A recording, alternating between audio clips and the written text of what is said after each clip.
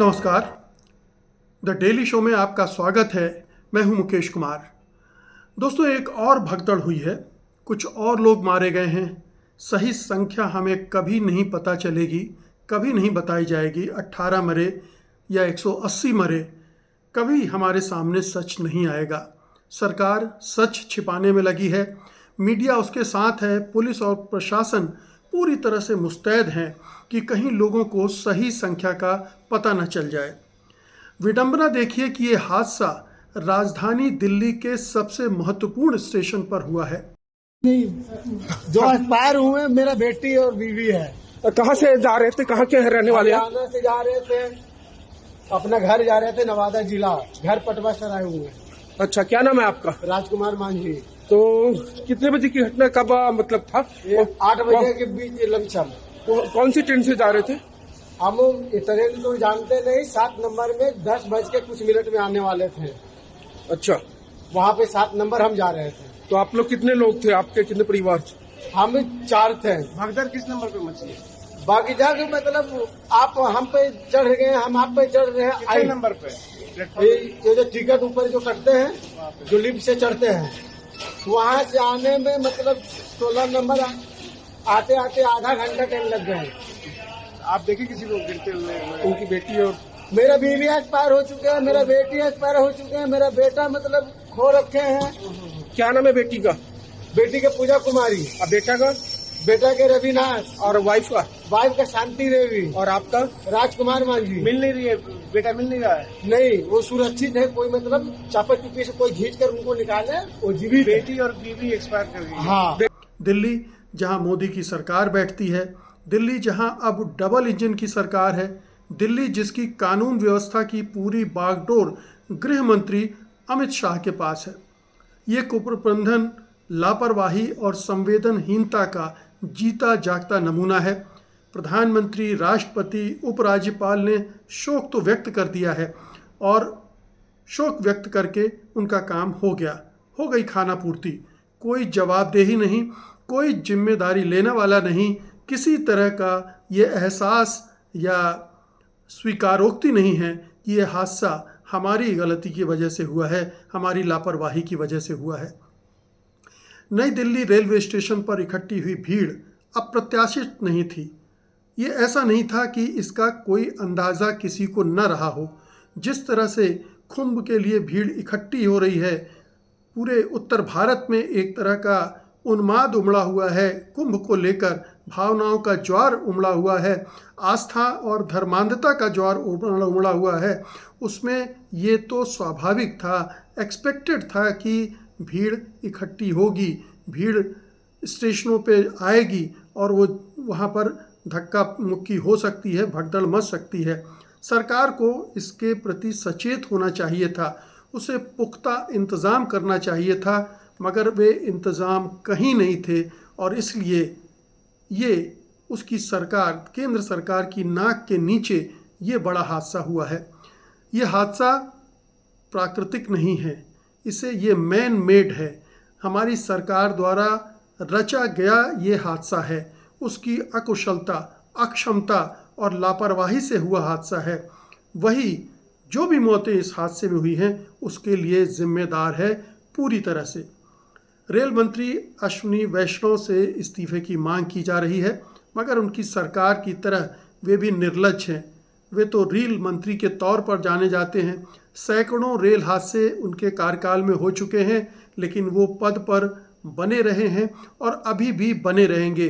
पहले ही राजनाथ सिंह कह चुके थे, जब मोदी सरकार का शुरुआती दौर था, कि इस सरकार में इस्तीफे नहीं होते और इस सरकार में इस्तीफे नहीं होंगे, भले ही कुछ भी हो जाए, कितना भी अक्षम नाकारा मुख्यमंत्री ना हो, वो पद पर बना रहेगा। हाँ, जांच के आदेश होंगे, जांच होगी, कुछ निचले स्तर के अधिकारियों को बलि का बकरा बनाया जाएगा, उनको जिबा कर दिया जाएगा और राजनीति चलती रहेगी। सरकार पल्ला झाड़कर दूसरे हादसे के इंतजाम में या इंतज़ार में जुट जाएगी। इलाहाबाद में 29 जनवरी को मौनी अमावस्या और उसके अगले दिन भी इसी तरह की भगदड़ मची थी। एक नहीं, दो नहीं, 3 भगदड़ मची थी और सैकड़ों लोग मारे गए थे। हमको आपको बताया गया कि केवल 30 लोग मारे गए हैं। सरकार ने मीडिया के साथ मिलकर खबरें दबा दी, लेकिन कुछ एक मीडिया संस्थानों ने खबरें खो दी और 58 की मृत्यु की तो उन्होंने पुष्टि कर दी एक तरह से, लेकिन बहुत सारी मौतों का आंकड़ा नहीं मिल पाया। अगर यूट्यूबर ना होते तो आप जो योगी सरकार ने झूठ परोसा है आप उसी को ग्रहण कर लेते, आपके मन में संदेह भी ना होता, आप मान लेते कि योगी आदित्यनाथ आखिरकार साधु हैं, वो झूठ नहीं बोलेंगे, ये हिंदुत्ववादियों की सरकार है, भला हिंदुओं से वो झूठ क्यों बोलेगी। लेकिन झूठ बोलना और सच छिपाना इन्होंने अपना ध्येय वाक्य बना रखा है। इनके हिंदुत्व का आधार ही यही है। हिंदुत्ववादी राजनीति का प्रचार झूठ से ही चलता है। ये आस्था का कारोबार भी झूठ पर खड़ा किया गया था। ये झूठ शुरू से बोला जा रहा है। सबसे पहले अमृत स्नान का झूठ रचा गया। कहा गया कि 144 साल में पहली बार ऐसा मौका आया है, ऐसा महाकुंभ आया है, ये फिर नहीं आएगा, ये मौका फिर किसी को नहीं मिलेगा। डुबकी लगा लो और अपने जीवन को तर कर लो। शास्त्र कहते हैं ये झूठ है। ना 144 साल में ये मौका पहली बार आया है और ना ही ये महाकुंभ है। महाकुंभ जैसी कोई चीज़ है ही नहीं, बस कुंभ होता है। लेकिन हिंदुत्व की मार्केटिंग करनी थी तो झूठ बोला गया और बड़ा बड़ा झूठ बोला गया। दूसरा झूठ ये बोला गया कि भव्य और दिव्य इंतज़ाम किए गए हैं, आप आइए और स्नान करके पुण्य लाभ कमाइए। मीडिया पर ना भूतो ना भविष्यते वाला प्रचार किया गया। 7,000 करोड़ रुपए इस कुंभ पर बहा दिए गए और ये हवाला दिया गया कि इतना पैसा खर्च के अभूतपूर्व इंतज़ाम किए गए हैं। फिर स्नानार्थियों की संख्या का झूठ शुरू हुआ। हर दिन ये ऐलान किया जाने लगा कि इतने करोड़ लोगों ने स्नान किया है। स्नान के आंकड़े अगर सब जोड़ लिए जाएं तो पता चलेगा कि पूरा भारत ही स्नान करके जा चुका है। जाहिर है कि झूठ बोल बोलकर हाइप पैदा किया गया, लोगों को लुभाया गया, बरगलाया गया और इस सब का एकमात्र उद्देश्य था, योगी आदित्यनाथ अपनी छवि का निर्माण कर रहे थे, हिंदुत्व का प्रचार प्रसार कर रहे थे। हिंदुत्व यानी राजनीतिक हिंदुत्व। मैं हिंदू धर्म की बात नहीं कर रहा हूँ, हिंदू आस्था की बात नहीं कर रहा हूँ, हिंदू परंपराओं की बात नहीं कर रहा हूँ, ये हिंदू वोट बैंक की जो राजनीति है उसकी बात कर रहा हूँ। और उसके लिए लोगों को धोखा दिया गया, उनको भरमाया गया। भोले भाले हिंदुओं को जाहिर है कि लगा होगा कि योगी आदित्यनाथ कह रहे हैं हिंदुओं के दम पर बनी हुई सरकार है तो सब सही ही होगा।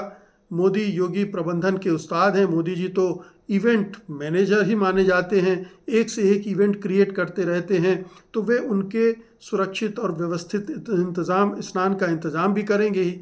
वे निकल पड़े कुंभ में स्नान करने को। उन्हें क्या पता था कि वे ऐसे सफ़र पर निकल रहे हैं जिसमें बहुत सारी दुश्वारियां होंगी। 15, 20, 25 किलोमीटर पैदल चलना पड़ेगा। उनकी बसें, उनकी गाड़ियां, उनकी ट्रेनें कहीं दूर रोक दी जाएंगी और तमाम जगह आपको खाने पीने का सामान नहीं मिलेगा, मिलेगा भी तो कई गुना ज़्यादा कीमतों पर मिलेगा। और ये भी अंदाज़ा नहीं होगा कि उनमें से बहुत सारे लोगों के लिए ये सफ़र मौत का सफ़र साबित हो सकता है।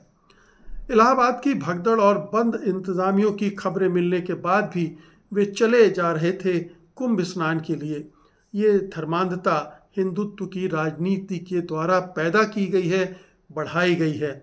इसने लोगों के विवेक पर पर्दा डाल दिया है, ताला लगा दिया है। वे अपना और अपने सगे संबंधियों का भला बुरा भी नहीं सोच पा रहे हैं और जान जोखिम में लेकर तमाम तरह के खतरे उठाते हुए चले जा रहे हैं कुंभ में स्नान करने के लिए। दुर्भाग्य देखिए कि साधु का चोला धारण किए नेता भी निष्ठुर बन गए हैं। उन्हें इस तरह के हादसों की परवाह नहीं है। हादसे हुए, उसे छिपाने की कोशिश की गई। 24 घंटे तक आंकड़े नहीं दिए गए। बताया गया कि मामूली भगदड़ हुई, पहले तो भगदड़ ही नहीं हुई, फिर भगदड़ मामूली हुई। तमाम तरह के ये प्रपंच किए गए उस पर पर्दा डालने के लिए और फिर कम संख्या बताकर इसे टाल दिया गया कि हाँ हुई थी, 30 लोग मर गए, ख़त्म बात। लेकिन आप योगी सरकार के चरित्र को देखिए कि कुंभ स्नान को लेकर उसने अपनी योजना में कोई फेरबदल नहीं किया, उसने व्यवस्था को दुरुस्त करने के लिए कोई ठोस कदम नहीं उठाए। वो आज भी अव्यवस्थित ढंग से ही चल रहा है। और ये भी देखिए कि जिस वीआईपी स्नान को लेकर इतना हंगामा खड़ा हुआ था कि उसकी वजह से ये सब हो रहा है, इसको अनदेखा किया गया। और लगातार वहाँ पर बताया जा रहा है कि 6 मुख्यमंत्री स्नान करने को पहुँच चुके हैं। उम्मीद की जा रही थी कि प्रधानमंत्री नरेंद्र मोदी अपना स्नान रद्द कर देंगे, लेकिन वो भी 5 फरवरी को स्नान करने गए। राष्ट्रपति द्रौपदी मुर्मू भी गईं, उपराष्ट्रपति जगदीप धनखड़ भी स्नान करने के लिए गए, दर्जनों कैबिनेट के मंत्री गए, एमएलएज गए, विधायक गए, हर जगह से। और करोड़पति अरबपतियों को आप डुबकी लगाता देख चुके हैं, चाहे अंबानी और अंबानी के पुत्र हों, अडानी हों, और दूसरे उद्योगपति और सेलिब्रिटी वहाँ जा रहे हैं और मज़े से, व्यवस्थित ढंग से, सुरक्षित ढंग से उनको स्नान करवाया जा रहा है। लेकिन आम लोग, आम श्रद्धालु तमाम तरह की बद इंतजामियों की सज़ा भुगत रहे हैं। ये चरित्र है हिंदुत्ववादियों का और हिंदुत्ववादी सरकारों का। न तो मोदी सरकार इसको अपने हाथ में ले रही है, इतने बड़े हादसे के बाद उसे दखल देना चाहिए था, हस्तक्षेप करना चाहिए था, इंतजाम को अपनी मॉनिटरिंग में लेना चाहिए था, वो नहीं हुआ। योगी आदित्यनाथ को सारे वीआईपी स्नान रोक देने चाहिए थे, वो नहीं रोके गए। और सबसे बड़ी बात कि जब वहाँ भगदड़ में इतने लोग मारे गए हैं तो हर जगह प्रचारित करना चाहिए था, रोकना चाहिए था श्रद्धालुओं को कि भाई यहाँ पर अब इंतज़ाम नहीं है आपके आने का, रहने का, खाने का, पीने का, सुरक्षित आपके स्नान करने का। उन्हें सही जानकारी दी जानी चाहिए थी ताकि वो अगर आना चाहते थे तो रुक जाते, लेकिन ये भी नहीं किया गया। उन्हें आने दिया जा रहा है, उन्हें जोखिम उठाने दिया जा रहा है। और इसीलिए हम देख रहे हैं कि इस कुंभ में अभूतपूर्व भीड़ उमड़ रही है। कुछ हिंदुत्ववादी और उनके समर्थक इसे इस ढंग से प्रचारित कर रहे हैं कि लोगों की आस्था पुनर्जागृत हो गई है, लोग अपने धार्मिक पहचान को प्रदर्शित करने के लिए तैयार हैं। पहले वो छुपा लेते थे, अब खूब खुलकर दिखाने के लिए तैयार हैं। और उसी का नतीजा है कि वो कुंभ स्नान के लिए भागे चले आ रहे हैं। लेकिन बात ये नहीं है, बात ये है कि हमेशा से लोग कुंभ स्नान के लिए बड़ी संख्या में आते रहे हैं, उनके अच्छे इंतज़ाम किए जाते रहे हैं। अखिलेश यादव की सरकार के दौरान जिस तरह के इंतज़ाम आज़म खान ने किए थे, जो इंचार्ज थे कुंभ के, उसको लोग तारीफ़ करते थे, विपक्ष के लोग भी तारीफ़ करते थे कि बहुत शानदार इंतज़ाम हुआ है। उसमें बढ़ चढ़कर कुछ दावे करने की कोशिश नहीं की गई थी, सरकार की इमेज बिल्डिंग की कोशिश नहीं की गई थी, हिंदू श्रद्धालुओं को भरमाने और बरगलाने की कोशिश नहीं की गई थी, उसके ज़रिए हिंदुत्व का वोट बैंक बनाने की कोशिश नहीं की गई थी, उसके ज़रिए अपनी छवि, अपना कद बढ़ाने की कोशिश नहीं की गई थी। इस बार वो सब हुआ है और उसी का नतीजा है कि हम देख रहे हैं कि एक के बाद एक भगदड़ हो रही हैं, चाहे वो इलाहाबाद की भगदड़ हो, चाहे नई दिल्ली रेलवे स्टेशन की भगदड़ हो। इतनी बड़ी तादाद में लोगों का आना और उसमें न तो पर्याप्त ट्रेन का इंतज़ाम करना, कितने सारे आपने दृश्य देखे होंगे जिनमें ट्रेन के डिब्बे तोड़े जा रहे हैं, खिड़कियां तोड़ी जा रही हैं, खिड़कियों से लोगों को अंदर डाला जा रहा है, बांस से लोगों को अंदर ढकेला जा रहा है अपने लिए जगह बनाने के लिए, मार पीट, हिंसा, सब कुछ हो रही है।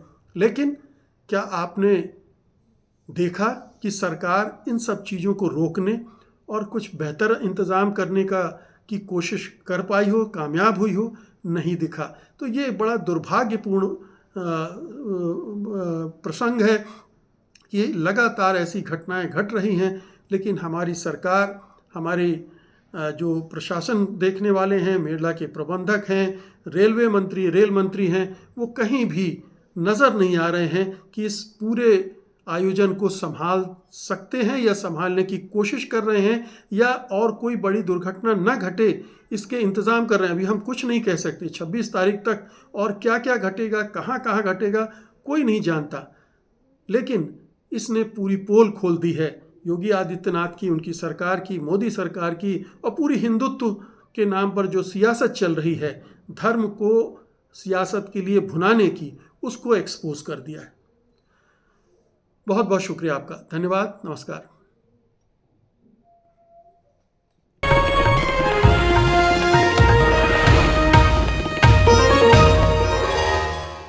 Copyright disclaimer under Section 107 of the Copyright Act 1976. Allowance is made for fair use for purposes such as criticism, comment, news reporting, scholarship, and research. Fair use is a use permitted by copyright statute that might otherwise